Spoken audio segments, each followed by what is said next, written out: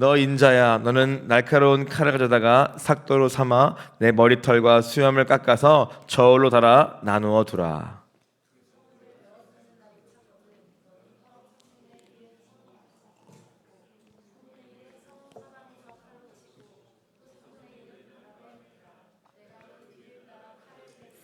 너는 터럭 중에서 조금을 내 옷자락에 싸고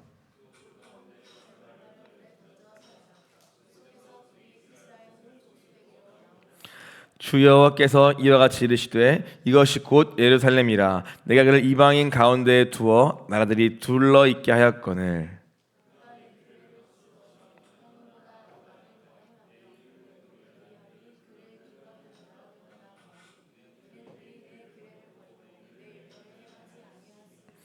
그러므로 나 주 여호와가 말하노라 너희 요란함이 너희를 둘러싸고 있는 이방인들보다 더하여 내 율례를 행하지 아니하며 내 규례를 지키지 아니하고 너희를 둘러 있는 이방인들의 규례대로 행하지도 아니하였느니라.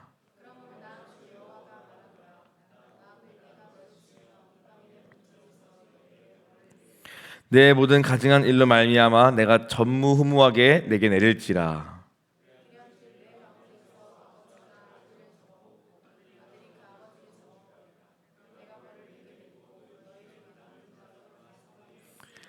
그러므로 나 주 여호와가 말하노라 내가 나의 삶을 두고 맹세하노니 내가 모든 미운 물건과 모든 가증한 일로 내 성소를 더럽혔은즉 나보다를 아끼지 아니하며 긍휼을 베풀지 아니하고 미약하게 하리니.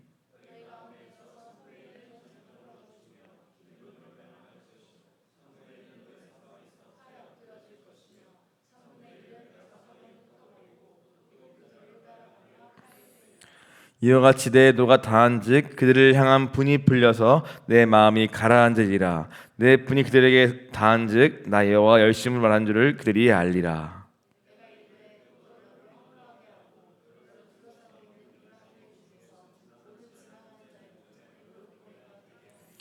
내 노와 분과 중한 책망으로 내게 벌을 내린즉 너를 둘러싸고 있는 이방인들에게 내가 수치와 조롱거리가 되고 두려움과 경고가 되리라. 나 여호와의 말이니라.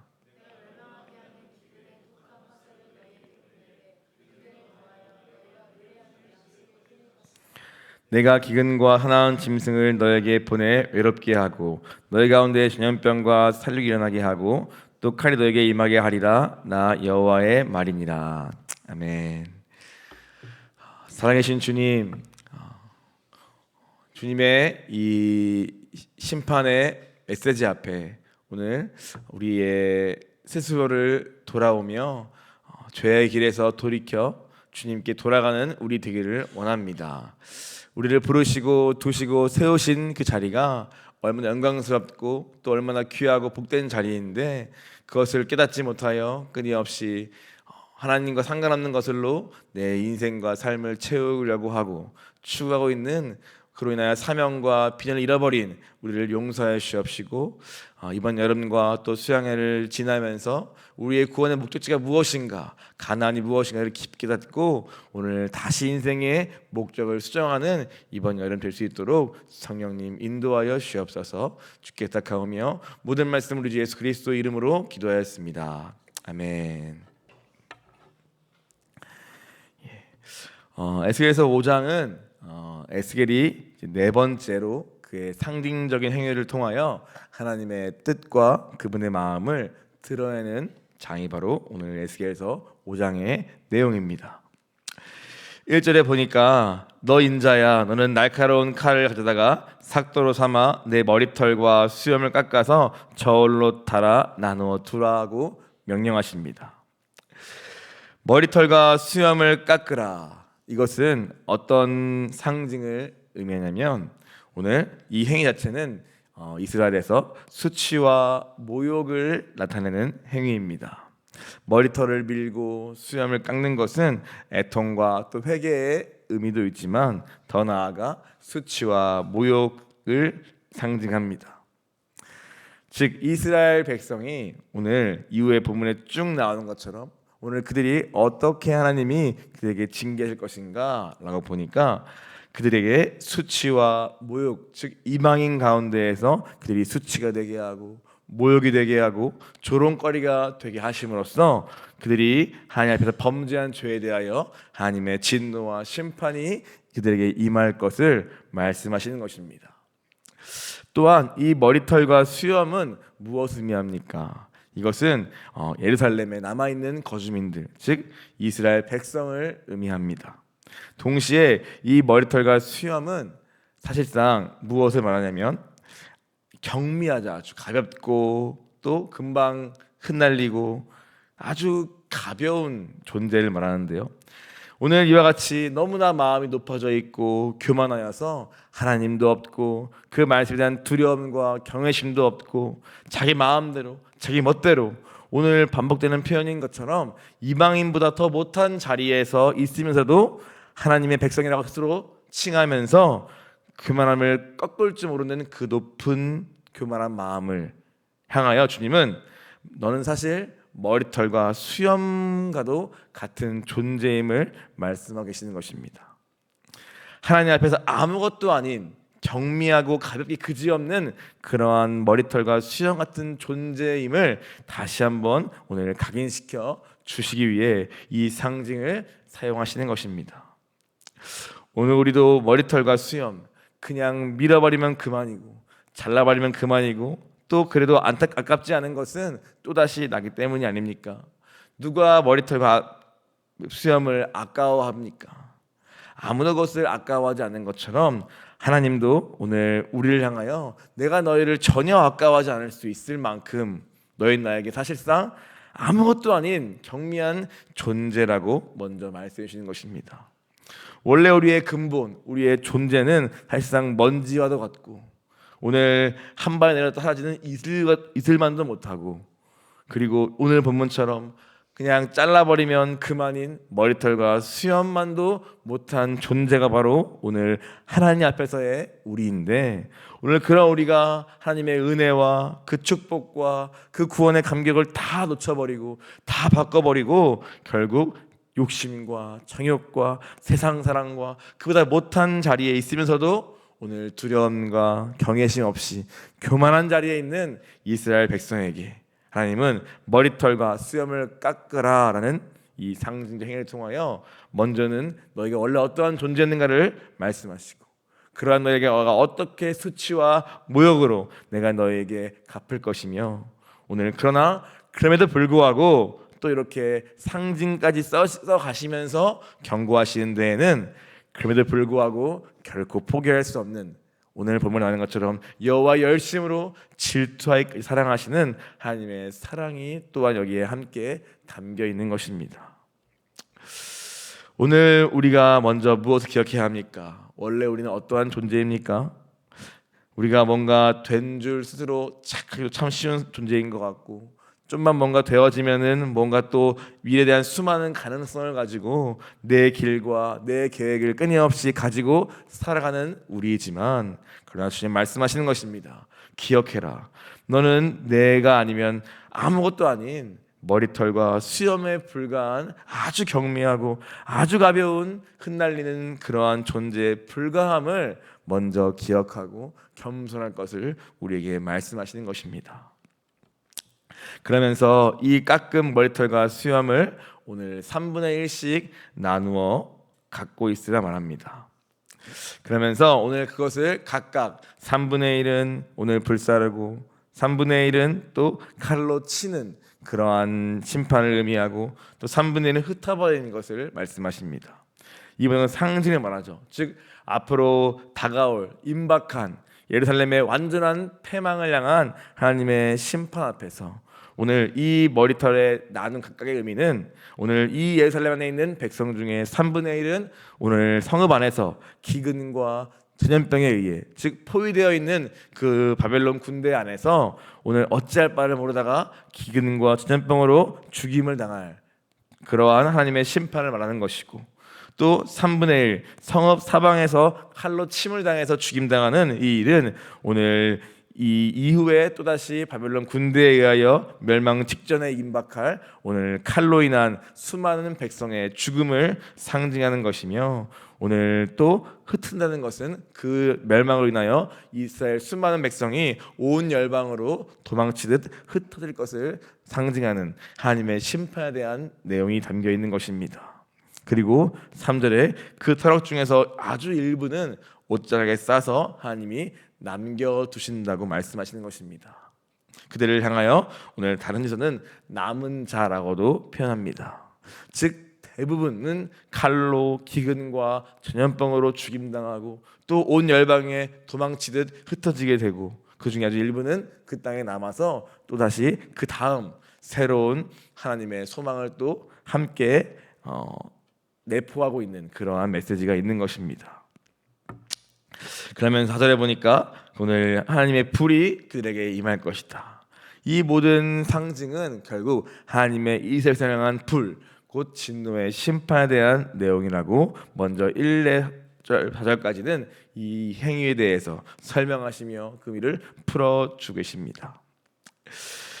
오늘 5절에 보니까 말씀하십니다. 이것이 곧 예루살렘이라 라고 말씀합니다.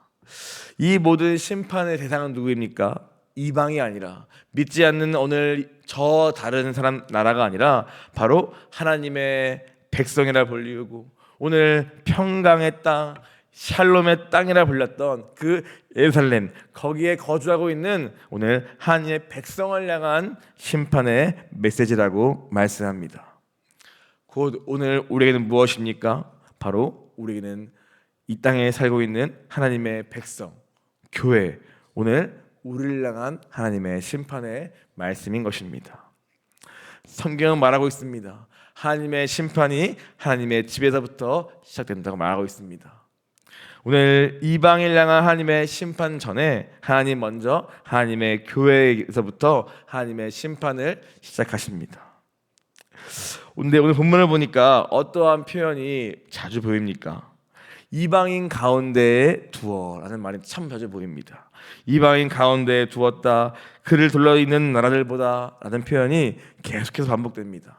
즉 이 5장에 나와 있는 이 하나님의 심판에 대한 메시지에서 오늘 그 심판, 이스라엘 백성이, 하나님의 교회가, 하나님의 백성이, 예루살렘이 이 심판을 피할 수 없는 가장 주된 이유가 5장에 나와 있는 이 본문에서는 무엇 때문이냐면 바로 내가 너희에게 맡긴 사명과 오늘 책임이 있는데 그것을 다하지 않은 것이 바로 하나님의 교회가, 예루살렘이 이와 같은 무서운 하나님의 진노를 피할 수 없는 이유라고 말씀하시면서 5절에 이것이 곧 예루살렘이라 내가 그를 이방인 가운데에 두어 나라들이 둘러있게 하였거늘이라고 말씀합니다. 바로 이 하나님의 이 수염과 머리털을 밀고 각각이 불태워지고 오늘 칼에 침당하고 죽임당하는 그 임박한 심판의 대상이 바로 예루살렘인데, 오늘 그 예루살렘이 어디 위치에 있냐, 그들의 영적인 위치가 어디냐라고 보니까 이방인 가운데에 두었다 말씀하시는 것입니다. 영어로는 Center of the Nation, 오늘 열방과 나라와 오늘 국가들의 중앙에 내가 이 이스라엘 예루살렘을 두었다고 말씀하시는 것입니다. 이건 단순히 물리학적이고 지리적인 위치된 것이 아니라 하나님의 나라에서 이 이스라엘이 하나님의 교회에 갖고 있는 그러한 영적인 위치와 그 위치에 따른 사명과 책임감을 포함하는 표현입니다. 즉 무엇입니까? 오늘날 우리의 교회는 어떠한 영적인 위치에 서 있습니까? 바로 오늘 출애굽기 19장 5에서 6절, 즉 막 출애굽하신 다음에 시내산에 불러가지고 오늘 율법을 주시며 그들과 세우신 그 언약 무엇입니까? 온 세가 다 내게 속하였나니 너희가 내 말을 잘 듣고 언약을 지키면 너희는 모든 민족 중에서 내 소유가 되겠고 내게 대하여 지상 나라가 되며 거룩한 백성이 되리라. 너는 이 말을 이스라엘에게 전할지라. 즉 하나님은 처음부터 우리를 애굽에서 건지시고 애굽에서 구원하신 다음에 오늘 광야에 불러서 시내산에서 만나시면서 뭘 주셨냐? 내가 너희를 온 열방 가운데 제사장 나라요 거룩한 백성으로 삼았다고 말씀하시며 우리와 언약을 세우십니다. 아무런 이유도 없이 그냥 어쩌다 보니까 구원받고 건진받아서 나온 것이 아니라 나는 너희를 바로의 손에서 애굽에서 건질 때에 10가지 재앙으로 심지어 내 아들의 피값을 치러가면서 내가 너희 한 명 한 명을 건질 때에는 분명한 거기에는 구원의 목적이 있다고 말씀하시는 것입니다. 그 목적은 무엇이냐? 오늘 제사장 나라 곧 하나님과 오늘 믿지 않는 이방인 사이에 서서 그들을 주님께 인도하고 주님께로 데려오는 그 중보자와 그 제사장의 사명을 내가 맡겼고, 그 가운데 거룩한 백성, 거룩을 통하여 하나님의 영광스러움과 크심과 살아계심을 나타내 보이는 존재로서, 그러한 통로로서 내가 너희 한 명 한 명을 애굽에서 건지고 구원했다고 말씀하시는 것입니다. 바로 그것이 왕 같은 제사장의 사명이 바로 이 교회에, 오늘 우리 한 명 한 명에게 있다고 주님이 말씀하시는 것이 바로 내가 너를 이방인 가운데 두어 나라들이 둘러있게 하였거늘의 영적인 의미인 것입니다. 오늘 우리 한 명 한 명은 우리가 지금 매일마다 신앙여정을 통해 듣고 있지만 그냥 아무 이유 없이 애굽에서 재앙을 보내시고 장자재앙을 통하여서 아들의 피값을 치러가면서까지 우리를 건지신 것이 아님을 말씀하고 계십니다. 왕 같다 무엇입니까? 오늘 다스리는 사명이 있다는 것입니다. 그냥 세상의 종로를 타면서 돈과 명예와 물질을 따라서 그냥 하루하루 이 땅의 전부인 알고 살아가는 종 같은 인생이 아니라 너희는 왕이다 라는 것은 무엇입니까? 너희는 오히려 그것들보다 위에서 나의 뜻대로 온 땅을 통치하여 다스리며 심지어 죄와 사단도 너의 발 아래 두어 다스리는 자리에 너희를 두었다 말씀하시는 것입니다. 근데 왜 너희는 지금까지 종되어서 돈과 물질과 쾌락과 육체의 종되어 그것들에 끌려가는 인생을 살고 있느냐 라고 주님이 말씀하시는 것입니다. 너희는 왕이다. 나 외에는 어떠한 신도 어떠한 것도 너희 위에 있을 수 없으며 오직 나 외에는 그 무엇도 섬길 수 없으며 너희 내 뜻을 깨닫고 내 뜻대로 온 열방을, 온 세상을, 온 만물을 통치할 왕이다 라고 말씀하시는 것입니다. 그리고 세상이다. 오늘 너희는 서로 나의 영광을 드러내는 말미암아 믿지 않는 수많은 열방과 이방인들을 주님께로 인도하는 세상이다. 이것이 바로 오늘 주님이 우리를 건지자마자 시내산에서 우리가 세우신 언약의 내용의 핵심인 것입니다. 예루살렘은 바로 그러한 상징적인 도시이자 장소였습니다.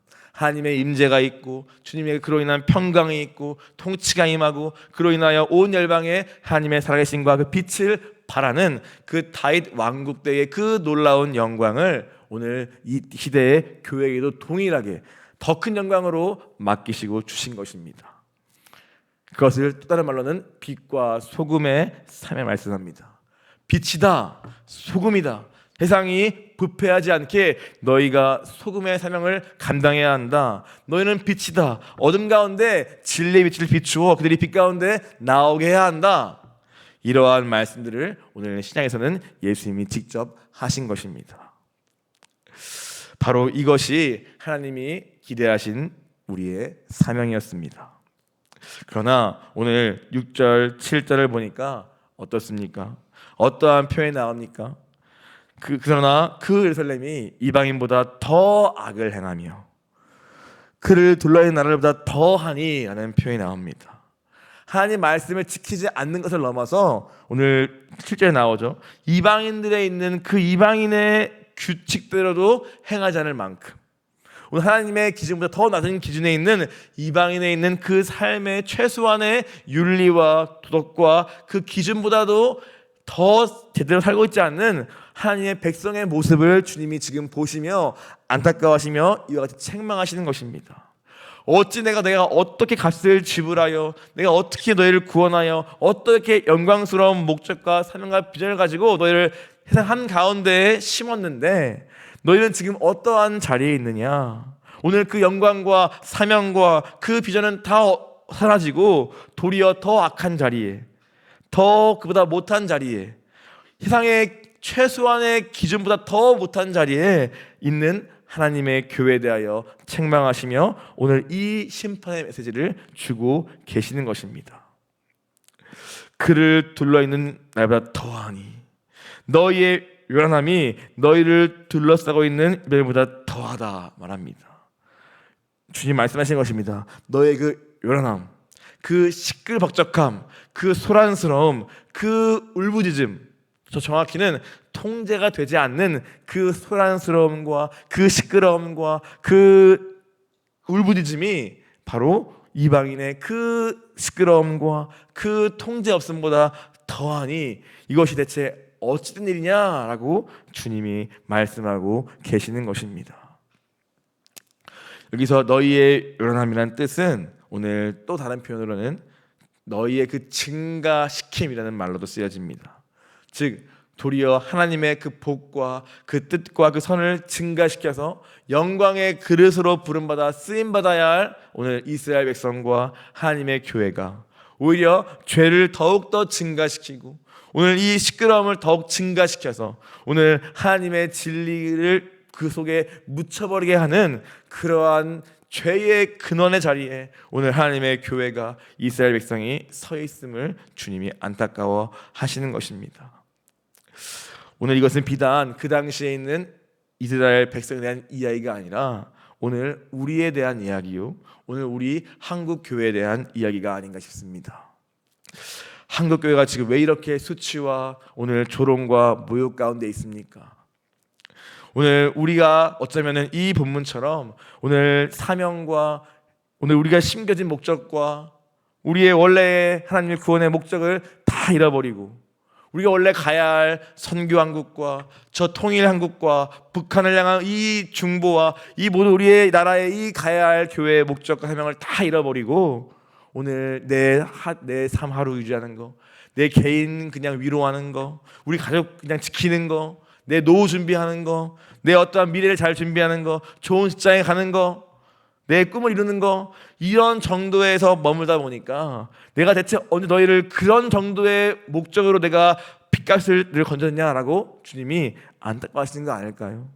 그래서 우리에게 오히려 이방 가운데 주셨으나 이렇게 수많은 교회와 십자가 첨탑이 이 한국 땅에 있으나 그러나 도리어 그것이 하나님의 영광을 드러내면서 수많은 이방인들을 주께 인도하는 그러한 자리에 있지 않고 도리어 끝없는 수치와 모욕과 조롱 가운데 두신 것은 오늘 그 책임과 원인이 오늘 물론 외부적으로는 마귀의 공격이 있겠지만 그러나 우리의 자체적으로도 이와 같이 우리의 이 요란함과 우리의 이 통제하지 않는 우리의 이 자기 멋대로함과 우리의 이 악함이 오늘 있기 때문에 주님은 우리를 지금 징계 가운데 심판 가운데 두신 것은 아닐까 저도 생각이 많이 들게 됩니다.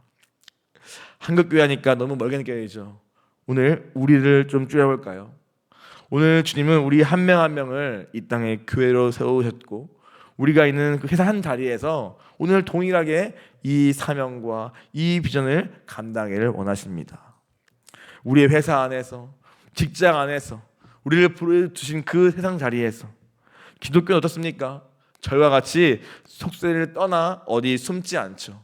오히려 세상 가운데에 우리를 보내시며 이리 가운데에 보내시며 그 자리에서 이 사명을 감당하기 위해 우리를 부르시고 심으십니다.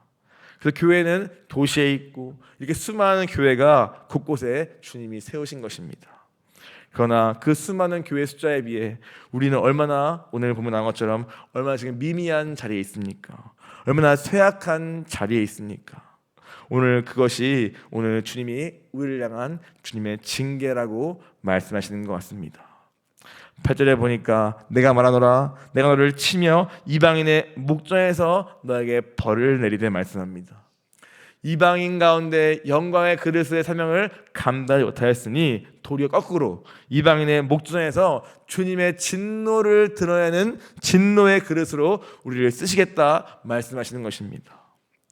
어느 쪽으로든 주님의 살아계심과 주님의 공의로움과 주님의 크심을 나타내게 될 것입니다. 다만 그 방향이 우리가 영광의 그릇으로 오늘 영광을 통하여 주님을 드러낼 것인가, 아니면은 우리가 직접 심판과 징계를 당하면서 그 징계를 통하여 이방들이 정말 주님은 공의로우신 분이시며 살아계시며 두려워할 만한 분이구나라는 진노의 그릇으로서 마치 애굽의 바로왕 같이 그렇게 우리가 주님의 크심을 드러낼 것인가.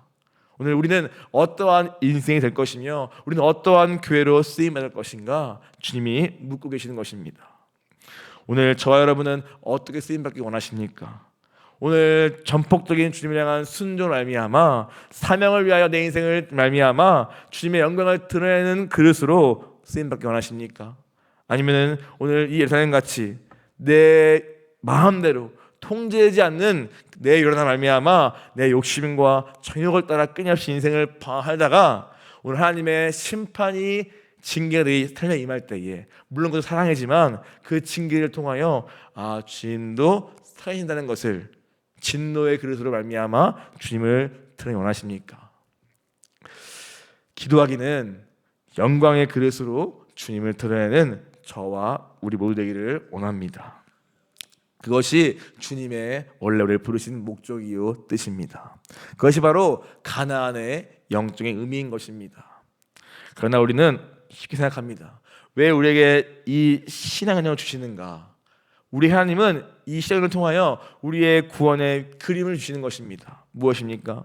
그냥 구원받고 그냥 하루하루 내 욕심과 배 채우다가 끝나는 그것이 구원이 아니라 구원은 처음부터 건져서 이 가나안에 들어가 주님과 연합하여 오늘 주님의 사명을 감당하는 일로서 나는 너를 불렀고 구원했음을 우리에게 알려주시기 위해 우리 인생에 새로운 소망과 새 꿈과 새로운 목적을 주시기 위해 우리에게 지금 이 신앙을 주시는 것입니다. 왜 그렇습니까? 이 한국교회가 우리의 신앙이 우리의 청년들의 신앙이 그냥 너무나 자기 사랑과 자기 위로와 자기 사랑이 자기의 극대다 보니까 그 세상의 영향 풍조가 교회에 들어와서 끊임없이 나 내 꿈, 내 목표, 내 원함, 내 위로 그런 것이 너무나 이 시대의 문화가 되어버리다 보니까 더 이상 이 신앙의 목적지인 가나안, 예수 그리스도 안, 하나님 나라, 그분의 통치 이러한 목적에게 더 이상 붙잡아야지 않는 그러한 시대의 풍조에 우리가 어느새 이미 녹여 있는 것입니다. 내 인생을 희생하고 헌신하고 들어가면서 주님의 뜻을 이루는 그 일에는 인색하고 내 시간과 물질을 다 써가면서 내 뜻과 내 이루는 너무나 우리가 관대한 그래서 집은 작아도 차는 꼭 좋은 거 타야 할 수밖에 없는 그러한 이 시대의 문화에 살고 있다 보니까 오늘 이 주님 나라를 위해 하얀 나라를 위해 오늘 이 맡겨진 사명을 위해 내 삶을 던지고 값을 지불하고 나를 희생하는 그 일에는 우리가 절대 우리의 것을 드리지 못하는 것입니다. 저는 그래서 이번 신앙과정을 통하여서 첫 번째는 물론 애굽에서 건져지는 것입니다. 나와야 합니다. 그러나 두 번째로는 더 나아가서 우리의 진짜 목적지인 가나안을 향해서 온 성도가 같이 가서 붙잡고 함께 오늘 주님의 그 비전과 꿈이 나의 꿈과 비전이 되어 그게 나의 전부를 이루는 것까지 우리의 믿음이 성숙해 되기를 기도하게 되는 것입니다. 오늘 이것이 주님의 뜻입니다. 바로 그것이 잃어버렸고 그 사명이 사라졌고 그것을 땅과 맞바꾸어 버렸기 때문에 하나님은 그것에 진노하시며 오늘 이방인들에 앞서 먼저 주님의 집을 심판하시며 그 책임을 져버린 하나님의 백성을 향하여 이제 무섭게 노하시면서 내가 전무후무한 심판을 여기에 보낼 것을 말씀하시는 것입니다. 주님 너무 화가 나시고 너무 분노하신 것입니다. 그 진노가 너무나 찬 것입니다.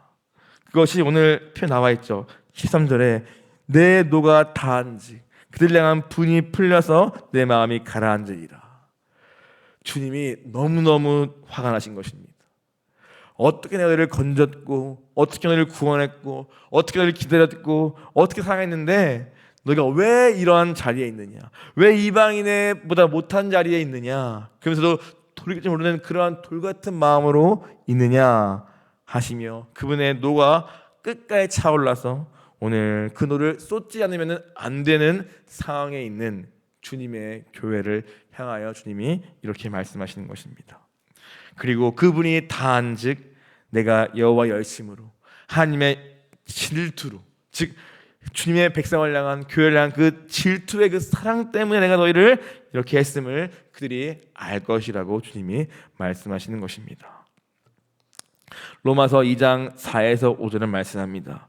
혹 내가 하나님의 인자를 인도하여 회개하게 하심을 알지 못하여 그의 인자하심과 용납하심과 길이 참으심이 풍성함을 멸시하느냐. 다만 내 고집과 회개하지 아니한 마음을 따라 진노의 날 곧 하나님의 의로우신 심판이 나타나는 그날에 임할 진노를 내게 싼도다.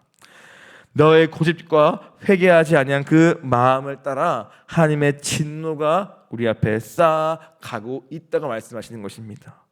주님은 물론 긍휼하신 분이시고 용서하시는 분이시고 자비가 무궁하시지만, 그러나 동시에 우리가 돌이키지 않는 우리의 죄에 대해서는 주님이 끝까지 그것과 대치하시며 오늘 우리의 고집스러움과 회개의 마음을 향하여 주님의 진노를 쏟을 준비를 하신다고 말씀하시는 것입니다.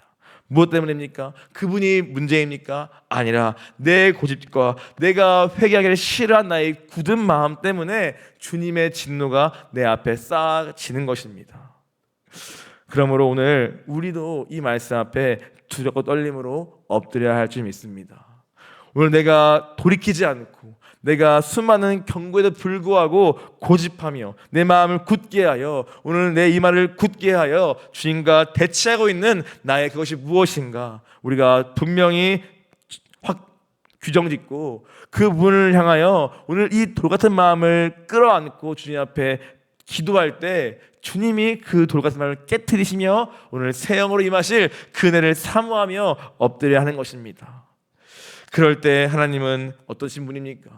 오늘 우리가 그렇게 돌아오기만 하면 또 언제 그랬냐는 듯 완전한 새로운 사랑과 그분의 자비로 우리의 마음을 바꾸시고 위로하시며 또 새 일을 행하시는 분이 아니십니까? 오늘 그 하나님 앞에 나아가 엎드리는 우리 모두 되기를 원합니다. 어떠한 책망의 말씀을 듣고 있습니까? 어떠한 분을 계속 말씀으로 찔림받고 계십니까? 그것이 그냥 흘러가지 마시고 오늘 주님과 대치하지 마시고 오늘 이 에스겔서와 함께 지금이구나, 지금이 주님이 나에게 엎드려 말씀하시는구나, 임박할 진노 앞에 그 진노를 내가 우리에게 주기 위해서 주님이 작정하셨지만 그러나 어떻게든 그것이 기회 주시기 위해 또 보내시고 또 보내서 지금이라도 돌이키면 하나님이 진노를 거두시겠다 말씀하시는 그 주님의 그 사랑의 경고 앞에 오늘 내 안에 있는 그 우상단지와 내 안에 있는 그 반복되는 그 죄와 그 내가 절대 돌이키지 않는 그 죄의 길에서 이제야 돌이켜 오늘 원래의 그 목적지인 세상에 있으나 오늘 거기서 제사장이요 왕이요 빛이요 소금의 그 사명을 감당하는 데까지 우리의 영이 우리의 삶이 회복되기를 구하면서 엎드리는 우리 모두 되기를 간절히 기도합니다. 이제 끝에 보니까 또 반복됩니다. 내가 너희를 수치와 조롱 삼겠다. 내가 너희를 끊어버리겠다. 다 끊기고 양식도 끊기고 내가 의뢰하는 모든 것이 끊긴 다음에 돌이킬 수도 있습니다. 그 또한 주님의 사랑입니다. 그러나 오늘 주님은 그 전에 앞서 에스겔을 보내신 것은 말씀 앞에 반하기를 기대하시기 때문입니다.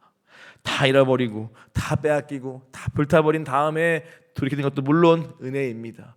우리는 또 그럴 수밖에 없는 굉장히 우리는 악한 존재이기도 합니다만은 그러나 주님은 어떤 분이십니까?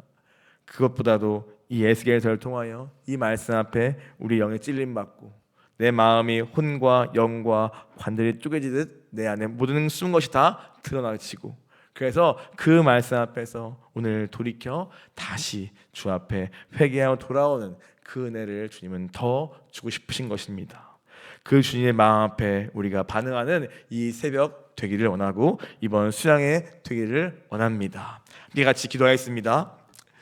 주님, 우리의 구원이 그냥 나 구원받고 끝도 아니고 구원받고 광야에서 뺑글 돌면서 맨날 갈등과 원망과 불평과 육체의 소욕과 승리의 소욕 간의 충돌 속에서 헤매는 것도 주님의 구원의 뜻이 뜻하신 바가 결코 아닙니다.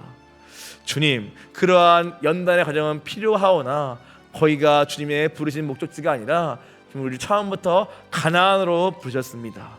그 땅엔 젖과 꿀을 주기 원하시며 하늘의 신령한 복을 주기 원하시며 예선에서 진정한 안식과 만족을 주기 원하시며 더 나아가 그 복의 통로 삼아 온 열방의 온 민족에게 이 복을 나누어주고 빛과 소금의 권한을 감당하는 그러한 사명의 자리로 우리를 처음부터 부르셨습니다.